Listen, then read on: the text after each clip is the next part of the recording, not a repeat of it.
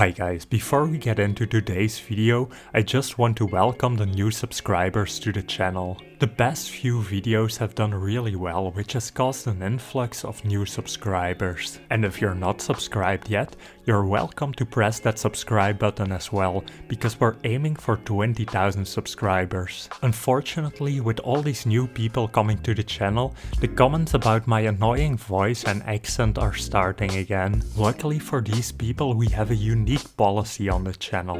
We won't force you to watch any video, and even if you start watching, you can turn it off at any point. In return for this generous policy, I only ask one thing of these new subscribers. Don't ask me to shut up on my own channel. Now that we got that out of the way, we can get into today's video. In the past few weeks, I've been trying to find out who is the best powerlifter of all time. And right now, John Haack seems to be a heavy favorite. A year ago, John Haack wasn't even considered to be the best of his weight class. But since then, he has been able to capture the 82.5 and 90 kg world record, causing people to reconsider their views about Haack. With this rapid change in the powerlifting world, one would almost forget that less than a decade ago, there was only one competitor for this title, and that was Coan. Today we're going to analyze how Haack stacks up to Coan across different weight classes. We're going to go pretty in depth for this video, so it's going to be quite a bit longer than usual, so stick with us. Coan's career. Coan started competing as a 75 kilo lifter in 1981, and he was just 17 years old at the time. By the age of 19, he had outgrew the weight class and he went up to the 82.5 kilogram class, where he set his PR at 20 years old. He competed in single ply, but was known for only using equipment in the squat and doing his bench and deadlift raw. He was able to total over 900 kilo in the 82.5 kilo class. Since he was still so young, he was still quickly packing on muscle, and he outgrew that weight class as well and moved up to the 90 kg weight class 1 year later. The added weight sure had an effect on Coan, because he was able to bring up his squat and deadlift to close to 400 kg. Not only that, but he was able to bench over 500 pounds or 227 kg for the first time in competition. All these numbers added up to a total of 1000 kg or 1 metric ton. After just 1 year in the weight class, the cut was becoming too much for Coan, and he decided to move up another class to his natural weight class of 100 kg. At this time he was only 22 years old. When Coan filled out his frame, he became the powerlifter that we know him as today. In 1991, 10 years after he started competing, he had his best meet ever. This meet solidified him as the GOAT of powerlifting, and not only that, he was the first one that was able to pull 900 pounds in competition. He ended up staying in the 100 kg weight class for a decade, but when he was in his mid-30s, it was getting harder to keep his weight down. So after his move to the 110 kg class, his strength went up even more. And with a 455 kilo or 1003 pound squat, a 6-plate bench, and a 402.5 kg conventional deadlift, he was able to set his best total ever at the age of 35. John's career.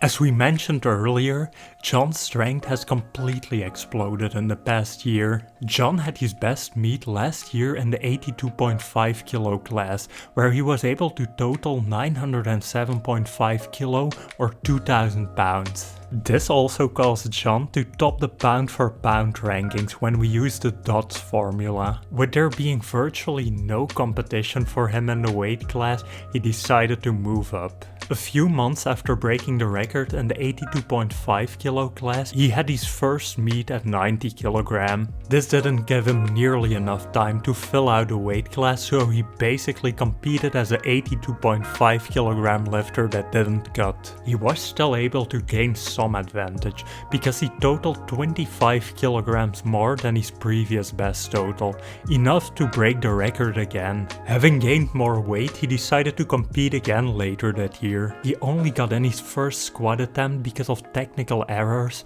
and this caused him to squat 30 kilograms less than his previous meet. Luckily, his bench and deadlift had improved so much in a short period of time that he was still able to walk away with a PR. Absolute comparison.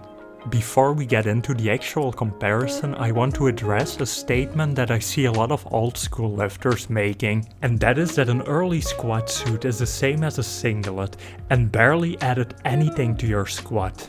This is simply untrue. While a squat suit will probably be more efficient now, it was still designed back then to add kilos to your squat. Also, equipped lifters are wearing reps, so it's in no way equal to a modern day sleeved lift. With this in the back of your mind, we're still going to try to compare their squats. Coan was able to out-squat Haack by 40 kg in the 82.5 kg class and by about 60 kg in the 90 kg class. And while this might seem like a massive difference, keep in mind that there are people that get 100 kg out of using only reps, and even more that get it out of using full equipment. That being said, I think Haack would have been the better squatter at 82.5 kg, and Coan might have been slightly better at 90 kg, depending on how much he gets out of the equipment. While the difference in squat is quite hard to judge, it's the opposite for bench.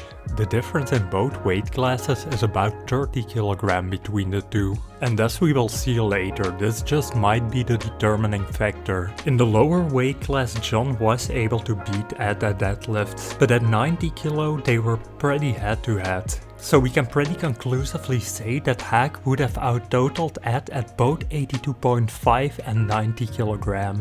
But that doesn't paint the whole picture. Relative comparison. While John's best meet was at 82.5 kg, Coan peaked in the 100 kg weight class.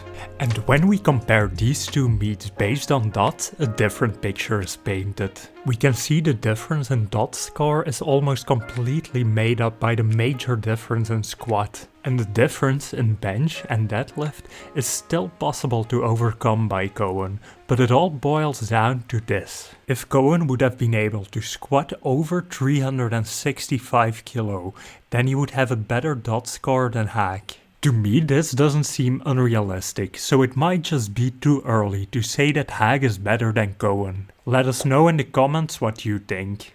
Thanks for watching everyone, and check out today's subscriber highlight. Cody has pulled 725 pounds at a body weight of 200 pounds. Also, if you enjoy this channel, don't forget to like and subscribe, and also check out one of the suggested videos that are on the screen right now.